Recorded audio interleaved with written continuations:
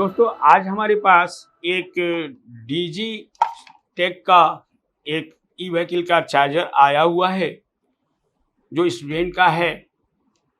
तो मैंने सोचा कि क्यों नहीं आप लोगों के लिए इंफॉर्मेटिव एक वीडियो बनाया जाए और इसके मेन कंपोनेंट्स कहाँ पे लगे हैं, उसके नाम क्या हैं और ये इसके काम क्या है, ये मैं इस वीडियो में आपको बताऊंगा।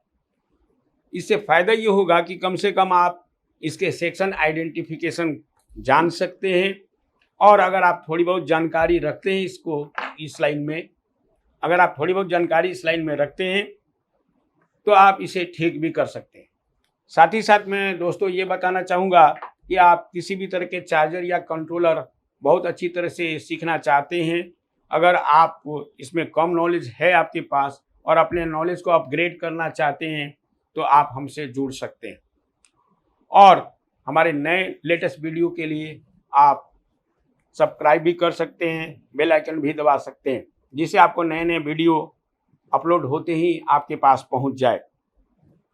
तो आइए दोस्तों, अब इस वीडियो में हम इन सारे कंपोनेंट के नाम और उसका काम क्या है ये बताने जा रहे हैं। तो दोस्तों सबसे पहले आप ये जो ब्लैक कलर के कंपोनेंट देख रहे हैं जिसे एनटीसी कहा जाता है, जो कि अक्सर लाइव के पाथ में सीरीज में लगा हुआ होता है। कभी कभी आप इसे न्यूट्रल के पाथ में भी देख सकते हैं।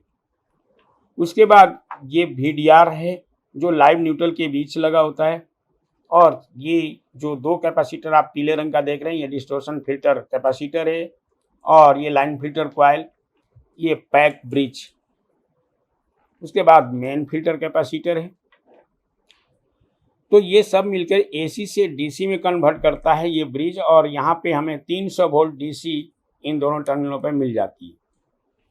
उसके बाद हम चलते हैं आगे की तरफ। ये मेन SM ट्रांसफार्मर है जिसमें प्राइमरी वाइंडिंग ये दोनों है और ये दोनों से फीडबैक वाइंडिंग है और इसकी अपोजिट सेकेंडरी वाइंडिंग होता है, जैसा कि आप ये देख रहे हैं। ये SM ट्रांसफार्मर के प्राइमरी वाइंडिंग ये दोनों, फीडबैक ये दोनों और इधर जो है वो सेकेंडरी वाइंडिंग है।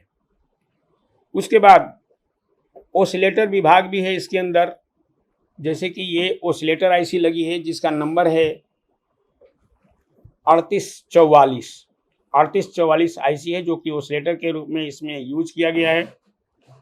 उसके बाद ये जो दो मॉसफेट लगे हुए हैं जो स्विचिंग के रूप में है, जो पुश पुल स्विचिंग के रूप में है, और जब ओसिलेटर काम करता है तो ये दोनों मॉसफेट को ऑपरेट करा देता है।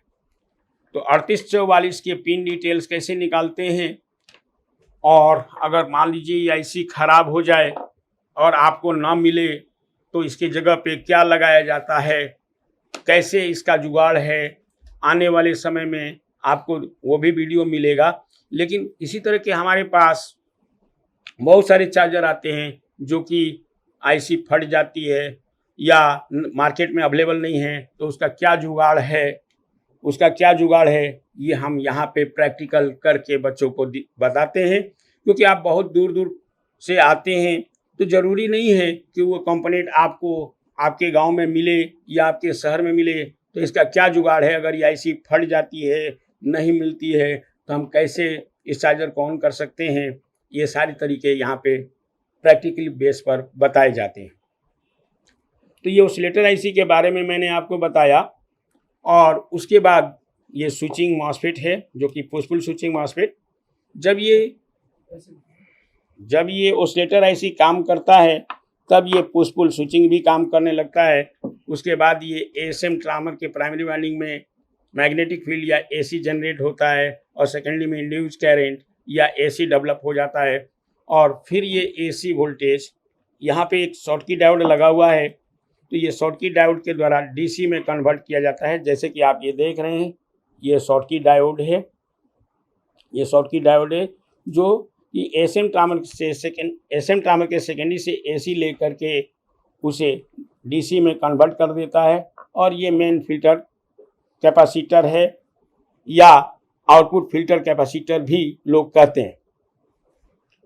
तो ये क्या करता है कि ये फिल्टर जो DC बन करके आया है उसे फिल्टर कर देता है। उसके बाद ये फ़ैन का कनेक्टर है जो फ़ैन को मूवमेंट देता है। उसके बाद हम यहाँ पे ये कह सकते हैं कि ये डीसी रिले है और इस रिले को ऑपरेट करने के लिए यहाँ पे एक ट्रांजिस्टर लगाया गया है जो कि इस रिले को चालू करता है। उसके बाद दोस्तों अब हम आते हैं, ये है बजर। यहाँ पे बजर इसलिए लगा हुआ है कि जब बैटरी फुल चार्ज हो जाती है तो ये आवाज़ आने लगता है, इसे टीटी की आवाज़ आती है जिससे हमें पता चल जाता है, या कट ऑफ भी कर देता है, या कोई एरर आता है तो एरर भी शो करता है। किसी भी तरह के एरर को भी ये शो करता है आवाज़ के रूप में।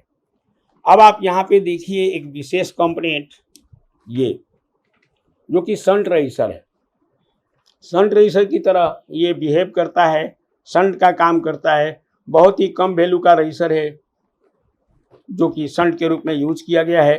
वैसे तो यहाँ पे हम इस रजिस्टर को शंट के नाम से जानेंगे, लेकिन मार्केट में इसे शंट रजिस्टर नहीं कहा जाता। ये रजिस्टर एक विशेष प्रकार रजिस्टर होता है जिसे मेटल ऑक्साइड फिल्म रजिस्टर के नाम से पुकारा जाता है। तो वैसे टेक्निकल नाम तो कुछ और होता है और मार्केट का नाम कुछ और होता है। तो ये तरीके भी यहाँ पे सिखाए जाते हैं। इसका फ़ायदा ये होता है कि आने वाले समय में अगर आप इसे शंट लेकर के बोल करके लाएंगे तो आपको कॉस्टली देगा। जैसे कि मैंने इसे स्विचिंग मॉसफेट कहा और आउटपुट डायोड कहा, इसको मेन फिल्टर कैपेसिटर कहा।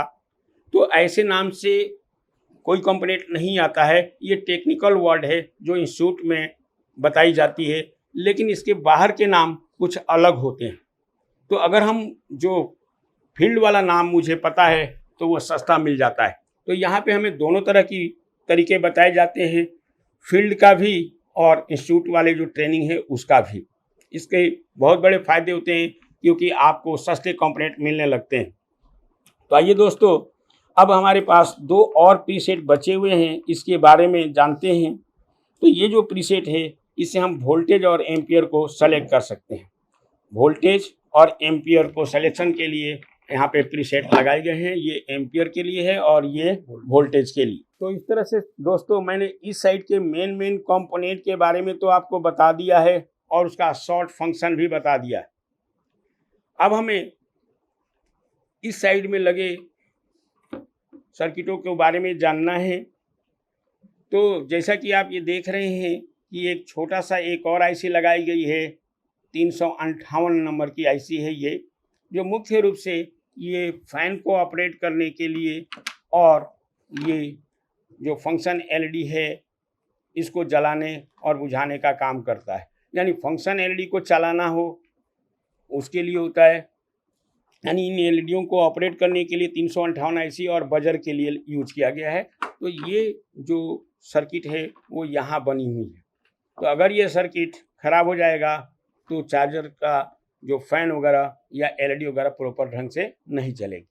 तो दोस्तों इस वीडियो में मैंने पूरे मेन कंपोनेंट की जानकारी आपको दे दी है और ये वीडियो आपको कैसा लगता है आप मुझे ज़रूर बताएंगे। और अगर आप बहुत अच्छी तरह से चार्जर, कंट्रोलर और मोटर के बारे में जानना चाहते हैं और सीखना चाहते हैं तो आप मुझे थोड़ा टाइम दें और अच्छी तरह से सीख के जाएं। थैंक यू वेरी मच दोस्तों।